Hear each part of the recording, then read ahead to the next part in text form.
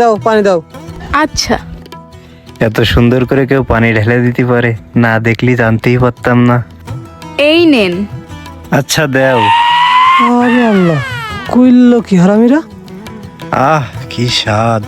ইস, এরকম একটা ছেলে যদি আমার বয়ফ্রেন্ড হইতো তাহলে কতই না ভালো হইতো।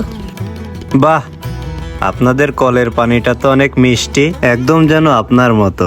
যা, কি যে বলেন। বাহ, এ কোনে আসলাম আমি? আজকাল কলের পানি মিষ্টি লাগে? কি জানি বাপু, আমাদের সময় তো এরকম কল ছিল না, আর কলের পানি মিষ্টিও লাগতো না। হস, তুই এসব কি সব কথা করছিস? পানিটা মিষ্টি তাই তো কলাম। ও হ্যাঁ হ্যাঁ, আমি বুঝি, নতুন নতুন প্রেমে পড়লি সবকিছু মিষ্টি লাগে।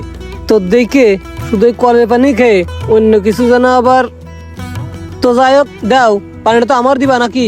ওহ ভাইয়া, ভুলেই গেছি, এই গিলাসটা দেন তো, ওনার একটু পানি দেই। তোমাকে যে লাইন দেখছিস তাতে আমার কথা মনে থাকে কি করে? নেন। দাও। আচ্ছা ভাইয়া, আপনাদের তো এখন আর কিছু খাওয়াইতে পারলাম না, তো দুপুরবেলায় আপনি হচ্ছে আমাদের বাসায় যেয়ে খেয়েন, আর ওই ভাইয়াকেও নিয়ে যেন। আরে না না, চিন্তা করা লাগবেন না, আমরা দুইজনই আসবানে। হ্যাঁ, ওর নতুন করে দাওয়াত দেওয়া লাগবে না, ওই এমনি যাবে না। আচ্ছা ভাইয়া, ঠিক আছে, আমি তাইলে গেলাম। আচ্ছা ঠিক আছে, যাও তালি। আচ্ছা ভাইয়া, অবশ্যই যাবেন কিন্তু। এই ওইদিক কোনে যাচ্ছিস? ভুই ওইদিকে না এইদিকে, তাড়াতাড়ি আট। তাড়াতাড়ি বুঝ দিলাম, ভুই মেরে বাইরে যেতে হবে। দেখো আবার তাকাচ্ছে এইদিকে।